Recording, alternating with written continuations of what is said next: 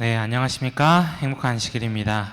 오늘은 노동의 날이 아니라, 근로자의 날이 아니라, 무슨 날이죠, 오늘은? 네, 안식일이기도 한데, 근로자의 날이 노동절이라는 이름으로 바뀌었습니다. 그래서 오늘 다들 출근 안 하시는 분들은 참 좋으셨을 것 같은데, 저는 출근해서 열심히 예배를 준비했습니다. 성도님들께서 이렇게 참 평안을 누릴 수 있는 안식일이 되길 바라고, 또 이렇게 쉼을 얻으면서 하나님 안에서 하나님께 더 나아가게 되는 안식일이 되길 바랍니다. 화면을 좀 바꿔주시겠어요? 네.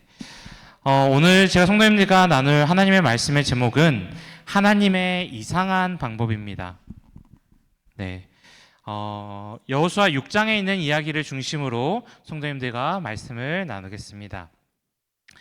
빌 브라이트라는 미국의 한 신학자이자 아주 유명한 박사님이 계십니다. 이 유명한 박사님이 신앙생활에 대해서 이렇게 얘기하셨는데요. 어떻게 얘기하셨는지 함께 보도록 하겠습니다.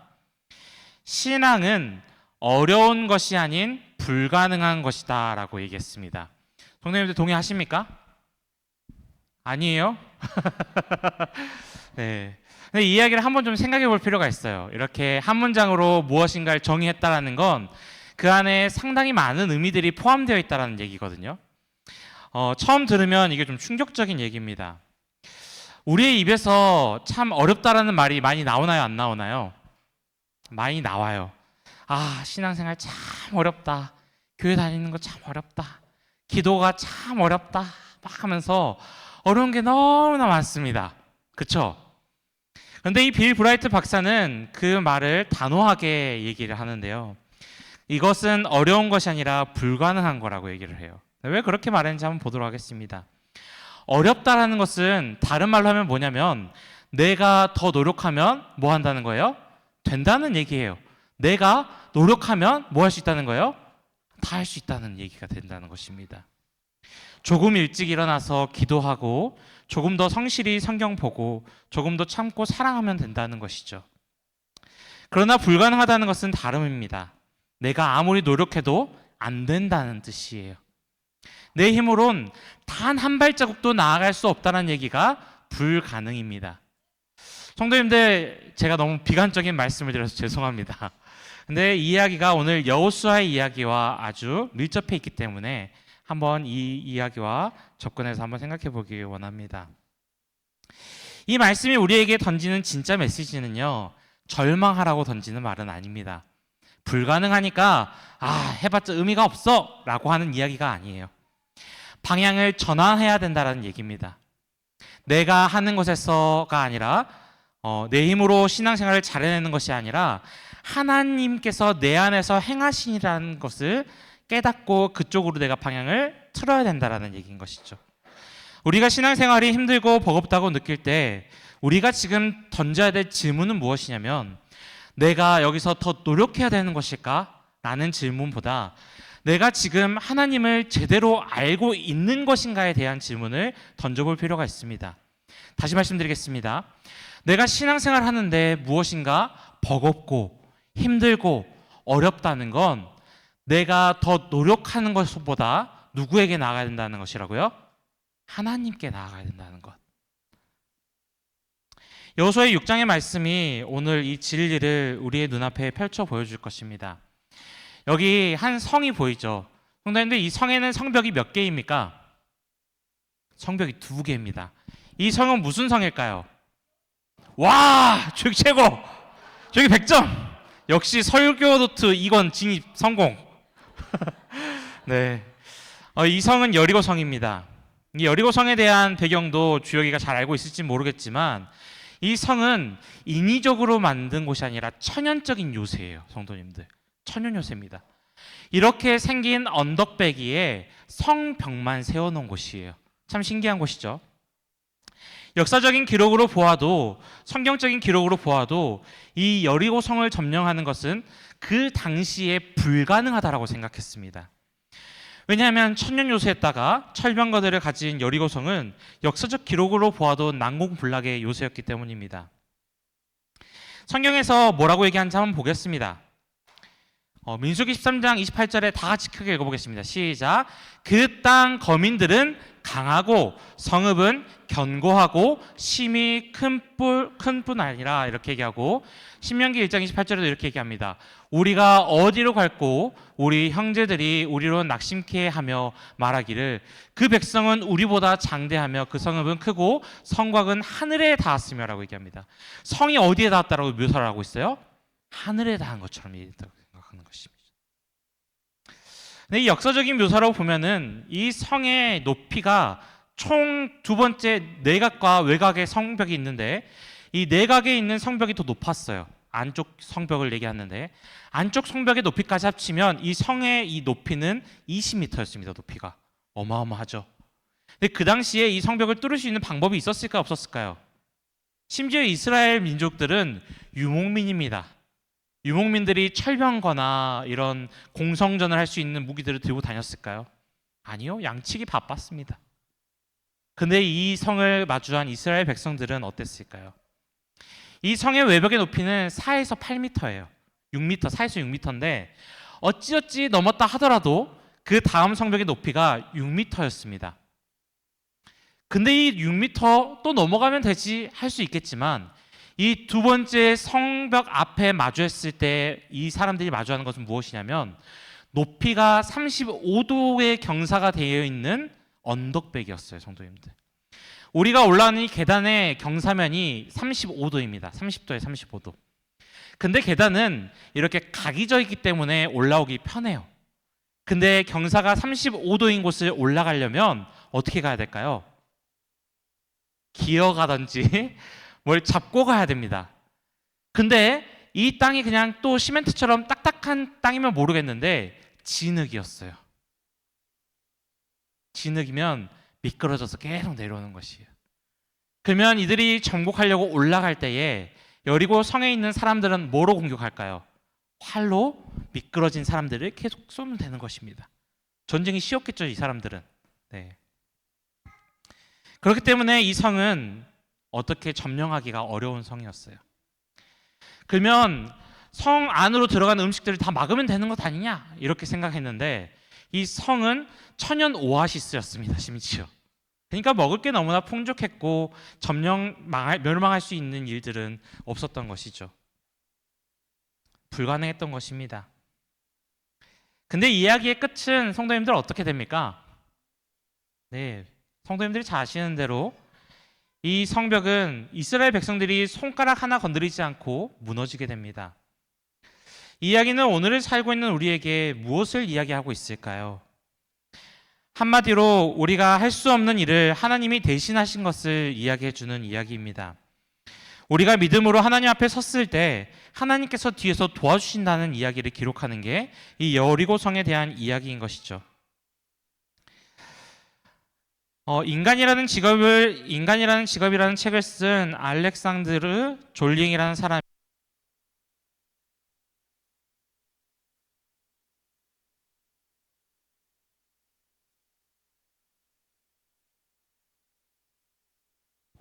네, 인간이라는 직업이라는 책에 인간을 이렇게 정의했어요. 인간이란 이렇게 생겨 먹었다. 날마다 전투를 벌이고 안 죽고 살아남아 좀 더 나아지려고 노력하는 것이다 라고 얘기합니다.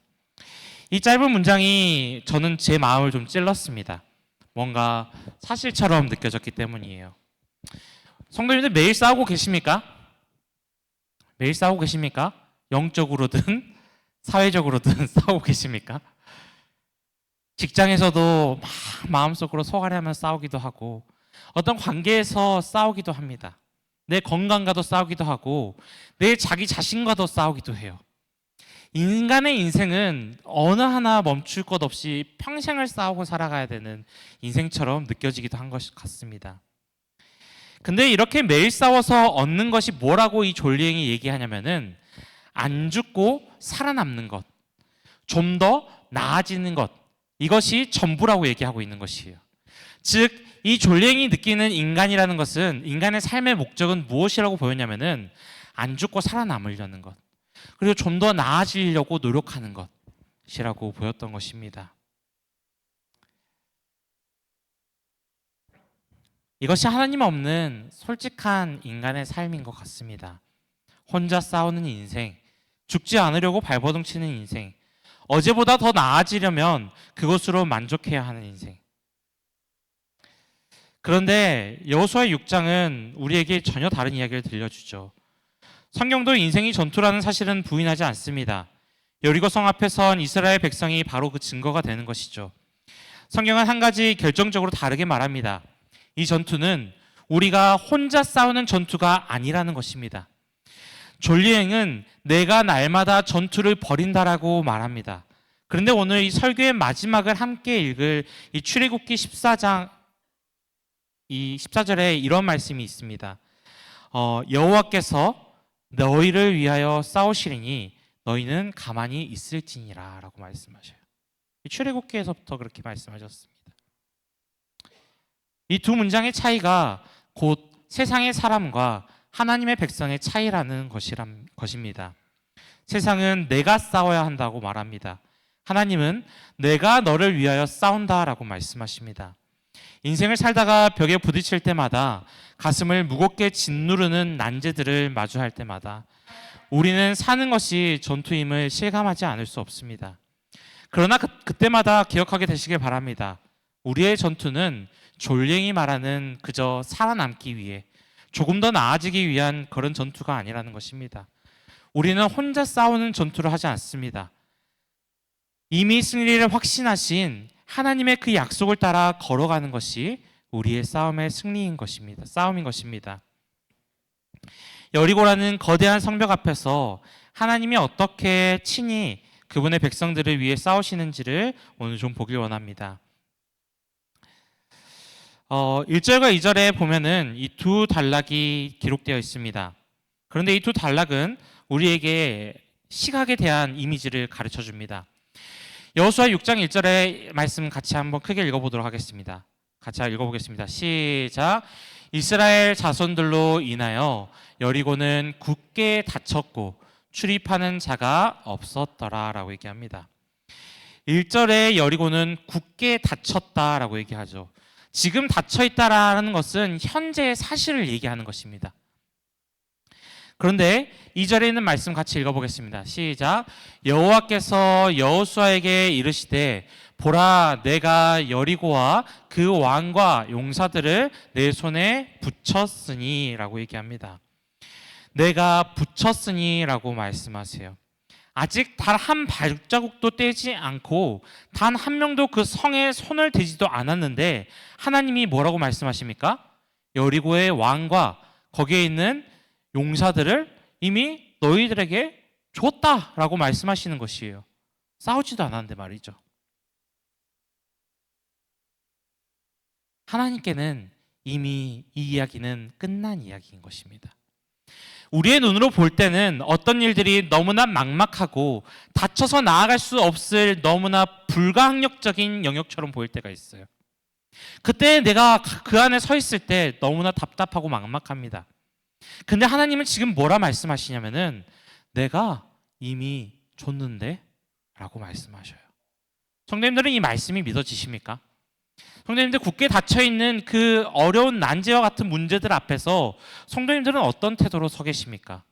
내가 저 성을 어떻게 정복해야 될까에 대한 노력을 생각하고 계십니까? 아니면 하나님께서 내게 붙여주셨는지를 물어보고 그 하나님 앞에 서 계십니까? 성도 여러분, 우리 눈에는 굳게 닫혀있을 문이 하나님의 눈에는 이미 열려있을 수 있습니다. 우리의 눈에 절대 무너지지 않을 벽이 하나님 눈에는 뭐였다고요? 이미 무너져 있을 수 있는 것이에요. 믿음이란 바로 이 시제의 차이를 받아들이는 것이에요. 지금은 아니지만 앞으로 하나님께서 내게 주실 그것을 믿고 바라고 의지하면서 나아가는 것, 그것이 믿음이라는 것입니다.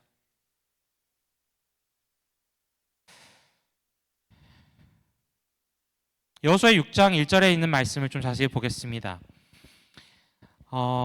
우리는 좀 흥미로운 장면을 여기서 좀 볼 수 있는데 여리고성을 가지고 시선이 좀 충돌했던 것을 우리가 봤습니다. 한쪽에는 성문을 닫고 있는 여리고 사람들이 있고요. 반대편에는 또 누가 있어요? 그 성벽을 바라보고 나아가야 되는 이스라엘 백성이 나와 있습니다. 두 가지의 사람의 시선이 이곳에 기록되어 있어요. 이스라엘 자손들로 인하여 여리고의 문을 굳게 닫았고, 여리고는 이스라엘을 바라보고 문을 닫은 거고, 이스라엘 자손들은 거기를 바라보고 있는데 닫혀 있었던 것입니다. 그리고 두 진영은 각각 전혀 다른 방법으로 이 상황을 마주하고 있습니다. 사람의 방법과 하나님의 방법으로 말이죠. 우리도 이 둘 중에 한 가지를 선택해야 할 것입니다. 사람의 방법으로 스스로 지키는 이 방법을 좀 보도록 하겠습니다. 이스라엘 자손들로 인하여 여리고는 굳게 닫혔고 출입하는 자가 없더라. 여리고성은 아까 말씀드린 것처럼 누구도 함락할 수 없는 너무나 난곡불락의 요새였습니다. 그들에게 이 성문은 단순한 것이 아니었어요. 성문을 닫는 것은 그들이 가지고 있는 유일한 생존의 전략이었습니다. 문이 열려 있을 때 자기들의 가장 취약한 점이 되지만 그 문을 굳게 닫는 순간 어떠한 침입자도 들어올 수 없었기 때문에 그들이 가지고 있는 최고의 생존 방법이었어요. 근데 한 가지 의문이 듭니다. 그토록 강했던 여리고 사람들이 왜 갑자기 성문을 굳게 걸어 닫혔을까요? 그 이유를 분명히 성경은 기록하고 있습니다. 이스라엘 자손들로 인하여라고 말이죠. 이스라엘은 변변한 무기도 없는 광야의 떠돌이 무리였습니다. 군사력으로 따지면 비교할 수 없죠. 그런데 왜 이 여리고 사람들이 두려워했을까요? 답은 하나입니다. 이스라엘 백성들에게 하나님이 함께 하셨기 때문인 것이에요. 그 사실 하나밖에 없어요, 성도님들. 별 볼 일 없는 그냥 유목민입니다. 당장에 가서 공격해도 이길 수 있는 그런 무리들입니다. 근데 그 무리들에게 성벽을 굳게 닫고 최고의 생존 전략을 취한 이유는 그들이 들었던 것이 있었기 때문이에요. 여리고 사람들은 이미 알고 있었습니다. 이 백성들이 홍해를 가르고 건너왔다는 것, 요단강이 그들 앞에서 갈라졌다는 것, 미디안과 길르앗의 바산의 왕들이 그 하나님 앞에서 무너졌다는 것을 이들이 다 알고 있었던 것입니다. 그들이 본능적으로 알고 있었던 것이에요. 이건 사람과의 싸움이 아니라 우리가 상대해야 되는 것은 하나님이라는 것을 말이죠. 그리고 그런 깨달음 앞에서 여리고 사람들이 할 수 있는 일은 무엇이었을까요? 단 한 가지였습니다. 성문을 걸어 잠그는 것. 자기가 가진 가장 좋은 자원과 가장 견고한 시스템과 가장 확실해 보이는 방법 뒤에 숨는 것이었습니다. 네, 성도님들, 이것이 바로 하나님이 계시지 않는 인생이 취하는 자세입니다. 위험이 다가오면 문을 닫고 두꺼운 성벽을 쌓는 것입니다. 더 많이, 더 단단히 무장하는 것입니다. 자기의 힘으로, 자기의 지혜로, 자기의 시스템으로 자기를 지키고 변화시키려고 하는 것입니다. 근데 이게 잘못됐다라는 것은 아니에요, 성도님들. 우리도 살면서 성실히 일해야 되고 책임을 다해야 하고 미래를 준비해야 합니다. 그러나 문제는 그것이 나에게 있어 전부가 될 때 문제가 생긴다는 것이에요. 내가 모은 그 재산이, 나의 직장이, 나의 건강이, 내 인맥이, 내 계획이, 그것이 나의 여리고 성문이 되는 순간 우리도 여리고 사람들과 같은 자리에 서게 되는 것입니다. 여리고 사람들은 그 단단한 성문이 자신들을 지켜줄 거라고 믿었습니다. 그러나 그 성문은 결국 어떻게 되는지 우리는 너무나 잘 알고 있습니다. 하나님 앞에 인간이 가진 모든 방어선들은 시들어 떨어지는 꽃과도 같습니다. 암만 그 꽃을 피워놓으려고 해도 시간이 어쩔 수 없게 되는 것이죠. 우리가 의지하던 그 모든 것들이 한순간에 무너질 수 있다는 사실을 여리고 성벽은 오늘 우리에게 분명하게 증언하고 있습니다. 그렇다면 하나님의 방법은 무엇일까요? 2절부터 하나님께서 그 방법을 친히 보여주시기 시작하십니다. 하나님께서 여호수아에게 말씀하십니다.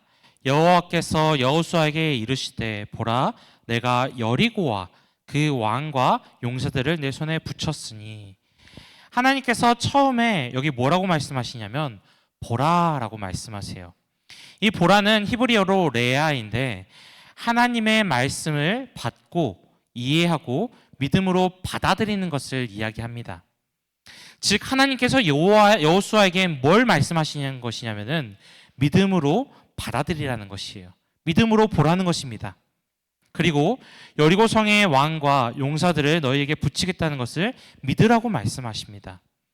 하나님께서 여호수아에게 하는 말씀은 이미 이루어져 있는 것처럼 느껴지는 것이죠. 하나님의 그 말씀의 능력을 의지해서 믿고 따라가라고 하나님께서 지금 말씀하시는 것 말고는 없는 것입니다. 사랑하는 서중한 교회 성도 여러분, 저희에게는 삶을 살면서 두 가지 방법을 취할 수 있습니다. 나의 생각으로, 나의 방법으로 나 자신을 지키기 위해 노력하는 방법과 하나님의 말씀을 믿고 그분의 능력을 경험하며 살아가는 삶이 있다라는 것입니다. 오늘 하나님께서 보여주시는 것을 믿고 하루하루의 전쟁과도 같은 삶에서 승리를 경험하는 삶을 살라고 말씀하시는 것입니다. 성도님들, 내 힘으로 되는 일이든 안 되는 일이든 모두 하나님께서 보이시는 믿음의 눈을 가지고 살아가게 되시길 간절히 바라겠습니다. 그리고 하나님께서 승리를 예고하시는 그 예고를 믿고 체험할 수 있게 되는 그 믿음을 소유할 수 있게 되시길 간절히 소망하겠습니다. 이 여호수아 여리고성을 정복하는 방법이 이제 등장합니다. 이 성벽을 점령하는 방법은 너무나도 이해하기 힘든 방법이에요. 하나님께서 여호수아에게 하나님의 방법을 보여주시는데 그 방법이 무엇이었습니까? 언약궤와 제사장과 양각나팔을 들고 하루에 한 바퀴씩 6일을 돌라 하셨어요. 그리고 7째 날에 뭐하러 하셨습니까? 그날은 특별히 7바퀴를 돌고 나팔을 불면 뭐하라 했습니까? 큰 소리로 외치라고 이야기하셨습니다. 너무 이해할 수 없는 방법이에요. 성도님도 이해되십니까?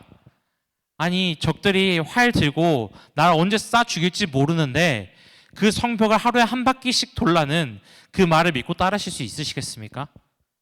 터무니없는 그 명령과 이야기를 믿으실 수 있으시겠습니까?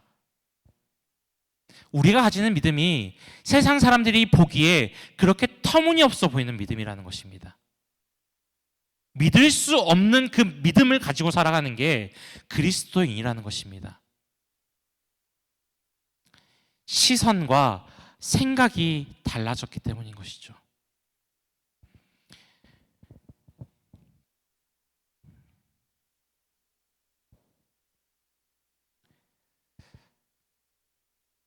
우리는 우리의 생각에서 하나님의 시선으로 우리의 초점을 옮겨야 합니다. 그때에 우리가 하나님께서 하시고자 하시는 일을 보고 기다리고 따라갈 수 있다는 것을 기억하시기 바랍니다. 하나님께서 이 방법에 두 가지의 도구를 사용하시는데 하나는 법궤를 사용하시며 언약궤를 사용하십니다. 그리고 또 하나는 나팔을 사용하시는데 먼저 이 언약궤를 좀 보도록 하겠습니다.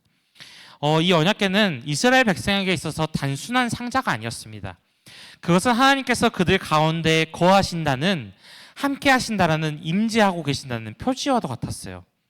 6절과 7절과 8절에 있는 말씀을 좀 보겠습니다. 또 백성에게 이르되 나아가서 그 성을 돌되 무장한 자들이 여호와의 궤 앞에 나아갈지니라 하니라. 여호수아가 백성에게 이르기를 마침에 제사장 7은 양각나팔 7을 잡고 여호와 앞에서 나아가며 나팔을 불고 여호와의 언약궤는 그 뒤를 따르며라고 보입니다. 여기에 흥미로운 점이 좀 보이십니까? 7절에 여호와의 궤 앞에 나아갈지니라 라고 말하고, 또 8절에 같은 행위를 이 여호와 앞에서 나아가며라고 표현합니다. 궤 앞에 나아가는 것을 지금 뭐라고 얘기하고 있어요? 8절에서는 여호와 앞에 나아가는 것이라고 얘기하고 있어요. 즉 하나님이 함께하는 것이라고 이들이 생각했던 것입니다. 궤 안에서. 그래서 그들이 궤 앞을 걸으면 자신들이 누구 앞에 걷고 있다라고 생각하는 거예요? 하나님 앞에 걷고 있다라고 고백하고 믿고 있는 것이에요. 40년의 그 광야 생활 동안 이스라엘 백성에게 있어서 이 법계의 위치는, 언약계의 위치는 너무나 중요했습니다. 이곳이 어디 위치했느냐에 따라서 그들이 하나님과 어떻게 함께 하고 계시는지에 대한 시각적인 고백이었기 때문이거든요. 이 언약궤가 맨 앞을 행렬했을 땐 뭐라고 얘기했을까요? 하나님이 우리보다 앞서가신다라고 표현했고요. 가나안 땅을 향할 때, 가본 적 없는 길을 갈 때는 자신들이 하나님을 앞서서 간다라고 얘기를 합니다. 근데 이사야에는 또 뭐라고 얘기하냐면요, 이스라엘 하나님이 너희의 뒤를 호위하신다라는 표현도 등장합니다. 즉, 하나님께서 지금 뭐 하신다라는 거예요? 이스라엘 백성들과 언제나 함께 하고 있다는 것입니다. 그래서 그 거룩한 행렬 속에 하나님이 항상 함께 하셨기 때문에 이스라엘 백성은 하나님을 모시고 여리고성을 돈 것이에요. 그리고 그들이 무너뜨린 것이 아닙니다. 그들 가운데 계신 하나님께서 무너뜨린 것입니다.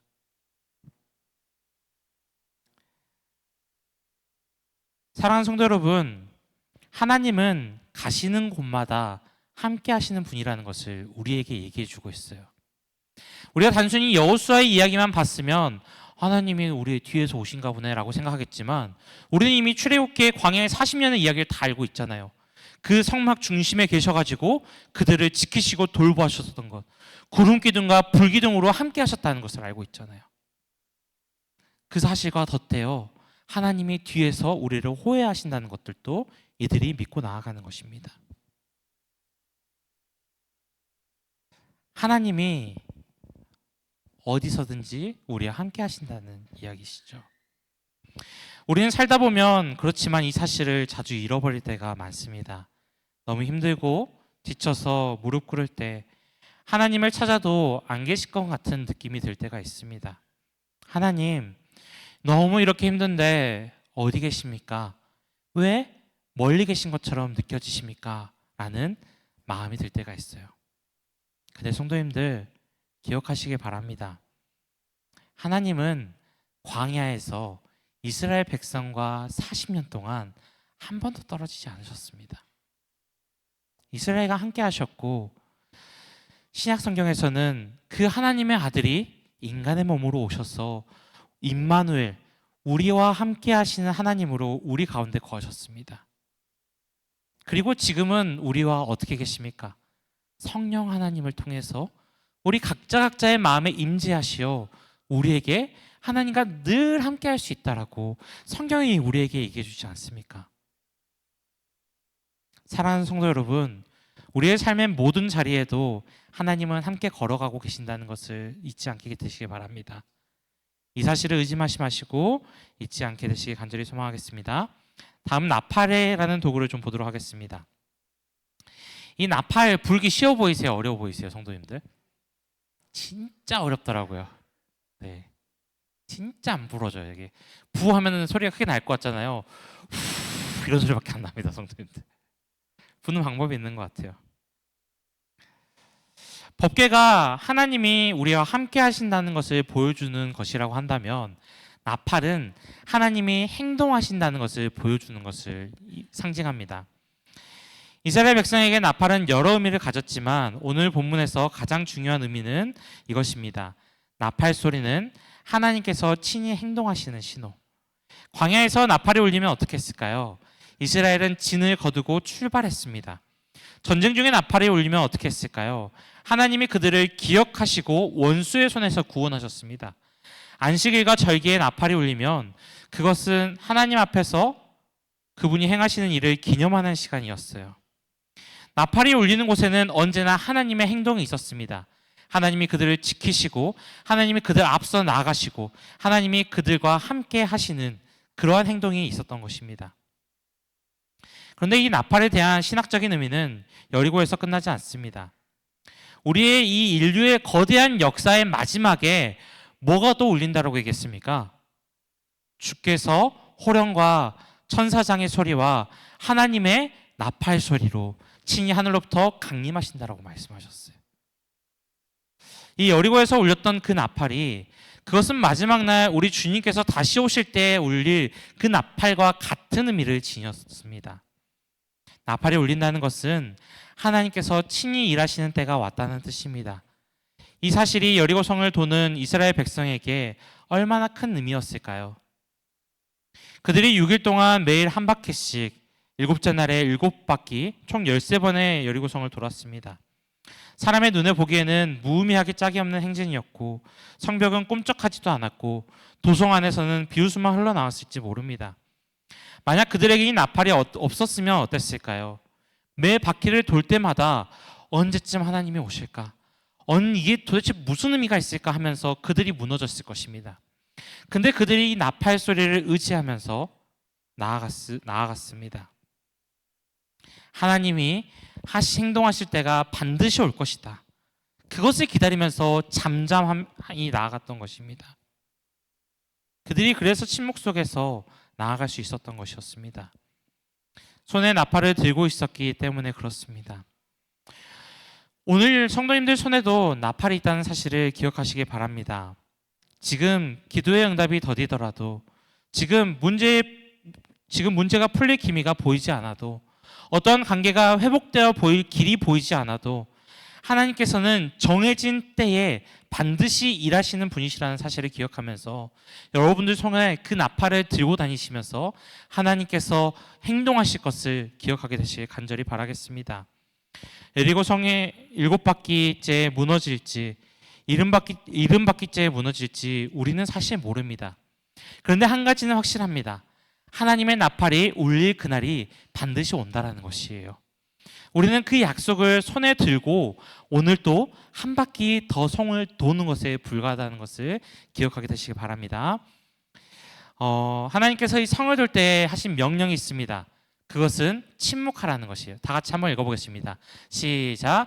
여호수아가 백성에게 명령하여 이르되 너희는 외치지 말며 너희 음성을 들리게 하지 말며 너희 입에서 아무 말도 내지 말라. 그리하다가 내가 너희에게 명령하여 외치라 하는 날에 외칠지니라 하고 라고 얘기합니다. 하나님께서 행진 중에 이 침묵을 요구하시는 이유가 무엇이었을까요?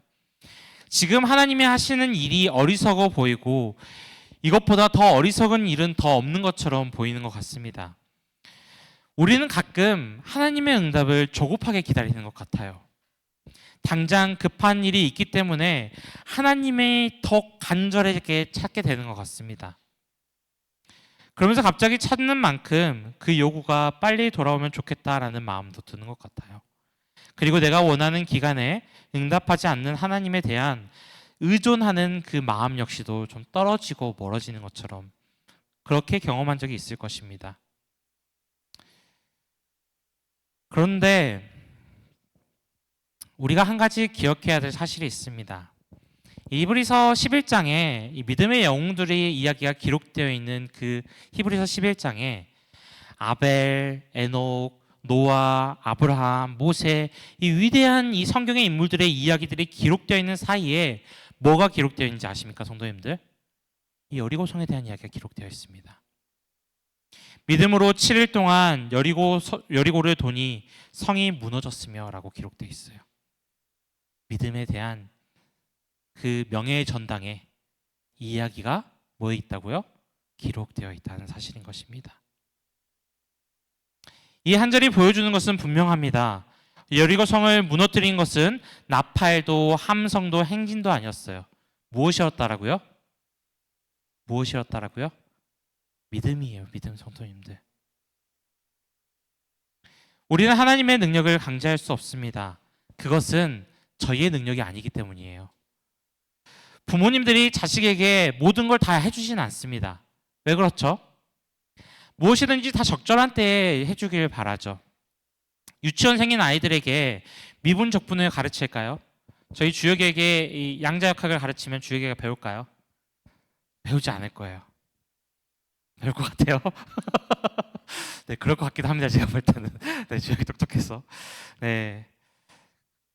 유치원생이 외로워 보인다고 뭐 소개팅을 시켜주지도 않을 것이에요. 그렇죠? 유치원 자녀가 결혼이 급해서 급하게 중매로 서지도 않을 것입니다. 왜요?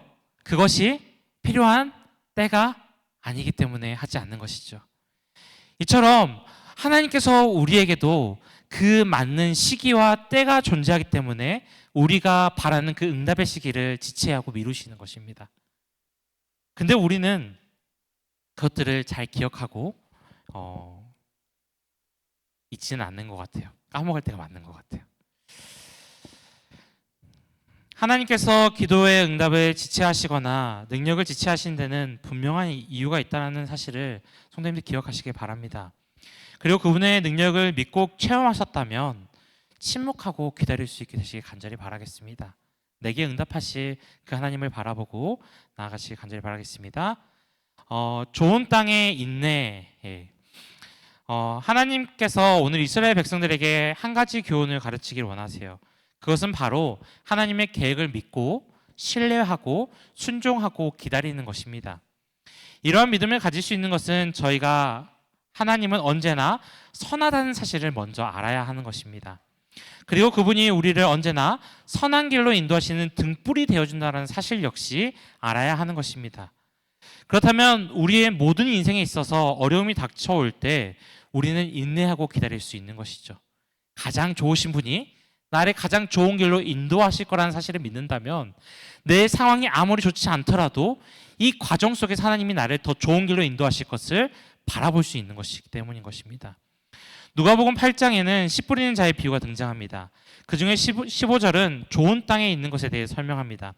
좋은 땅에 있다는 것은 착하고 좋은 마음으로 말씀을 듣고 지키어 인내로 결실하는 자니라 라고 얘기해요. 근데 제가 이 말씀이 궁금해서 재림교회 주석을 찾아봤어요. 이렇게 얘기하더라고요. 착하고 좋은 마음을 가지고 있는 사람은 달리 말해서 말씀을 듣되 그 말씀을 듣는 데서 그치지 않고 뭐 하는 사람이라고요? 지키는 사람이다. 이런 사람은 염려, 재물에 대한 욕심, 그리고 쾌락과 같은 마귀의 시험을 뭐로 이겨낸다고요? 인내로 견뎌내어 마침내 100배의 결실을 맺는데요, 성도님들. 인내는 모든 영적 열매가 발화하고 지속적으로 생산되는 데 없어서는 안 되는 필수 요소이다라는 것이에요. 하나님께서 저희에게 인내하고 기다리라고 말씀하십니다. 이런 하나님의 마음이 이해가 안 되시는 분들이 계시겠지만 하나님께서 이스라엘 민족에게 오늘 침묵하고 기다림을 갖게 하신 것은 그들의 신앙의 기초를 놓기 위해서라는 사실을 기억하게 되시기 바랍니다. 믿음의 모든 기초는 인내와 기다림입니다. 그 기다림 속에서 끊임없이 하나님을 찾을 때 성도님들이 만나게 될 것을 제가 확신하고 고백하고 증언하겠습니다. 이사야 28장 16절은 이렇게 얘기합니다. 그러므로 주께서 이같이 이르시되 보라 내가 한 돌을 시온에 두어 기초를 삼았노니 곧 시험한 돌이요 귀하고 견고한 기초돌이라 그것은 믿는 이는 다급하게 되지 아니하리로다 라고 이사야도 기록합니다. 하나님께서 이 기초돌을 놓으십니다. 그것은 장차 오실 이 메시아 예수님에 대해서 이야기한 것입니다. 그것을 믿는 사람들은 충동적으로 행동하지 않고 급하게 무엇인가 결정하게 하지 않으시려는 사실이라는 것이죠. 우리가 예수님을 닮아가는 사람이라고 한다면 그분이 이 땅에서 받으셨던 모든 수치와 치욕과 치욕을 인내하셨던 것처럼 우리도 역시 그 길을 따라가야 하며 그 사랑의 길을 알고 인내의 기초가 침묵의 기초가 우리의 신앙에 자리 잡았을 때 우리가 온전한 확신을 갖고 신뢰를 가지고 전진할 수 있다는 사실을 기억하셨으면 좋겠습니다. 아무리 멍청하고 어리석여 보이는 일이라도 하나님의 계획을 바라보며 달려갈 수 있다는 사실을 기억하시기 간절히 바라겠습니다. 마지막 이 부분만 하고 말씀을 줄이겠습니다. 영감의 기자는 이스라엘 백성에게 이상한 방법을 주신 것에 대해서 이렇게 얘기합니다. 이 모든 계획은 이스라엘 백성 중에 신앙심을 개발시킬 기회를 주시고자 하심이었다. 이는 그들의 힘은 인간의 지혜나 그 능력에 있는 것이 아니오 오직 그들의 구원의 하나님께 있다는 것을 마음속에 감명시키려고 하심이었다. 이리하여 이스라엘 백성들은 전적으로 그들의 거룩하신 지도를 의지하도록 숙달되어야 하였다. 이어서 읽겠습니다. 하나님께서 당신을 신뢰하는 자들을 위하여 큰 일을 행하실 것이다. 당신의 백성이라고 공언하는 자들이 보다 큰 능력을 받지 못하는 이유는 그들이 읽어보겠습니다. 시작. 자신의 지혜를 크게 의지하고 여호와께서 저희를 위하여 당신의 능력을 나타내시도록 그분에게 기회를 드리지 않은 까닭이다. 제가 읽겠습니다. 하나님께서는 그들이 당신을 전적으로 신뢰하고 충실히 당신을 순종한다면 당신을 믿는 자녀들을 위급할 때마다 도우실 것이다. 어렵고 급한 상황에 우리의 믿음이 흔들리지 않게 되길 간절히 바라겠습니다. 하나님께서 우리에게 기회를 주시고자 하심이라는 것을 기억하게 되시길 간절히 바라겠습니다. 인내와 침묵의 기초를 신앙의 기초돌로 잡으시고 하나님의 선한 계획이 어떻게 이루어질 것인지 기대하고 소망하며 담대하게 나아갈 수 있게 되길 간절히 바라겠습니다. 한 번의 순종이 모든 상황을 바꾸지 않을 수 있습니다. 하지만 온전한 순종은 반드시 상황을 바꿀 수 있다라는 그 믿음을 저버리지 않게 되시길 바랍니다. 오늘 성도님들 모두가 이 여호수아의 말씀을 기억하면서 나의 믿음의 기초돌을 점검해 보시고 하나님의 계획을 의심하거나 더디오심의 마음이 급급하신 성도님들이 계신다면 그 소망을 갖는 것도 중요하지만 하나님께서 더 크고 중요한 계획을 가지고 행하고 계신다는 것을 믿으며 매일의 삶의 전투에서 기쁨으로 승리하는 저희 성도님들이 되길 바라며 말씀을 드리도록 하겠습니다. 자, 마지막으로 출애굽기 14장에 있는 말씀을 읽어드리고 말씀드리겠습니다.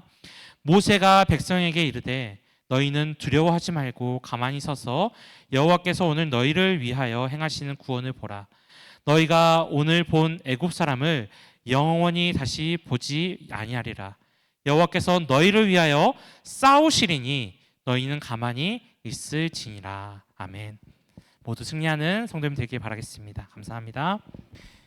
전능하신 우리 주 하늘 아버지, 우리를 인도하시고 우리를 언제나 지켜 돌보아주신 그 은혜에 감사합니다.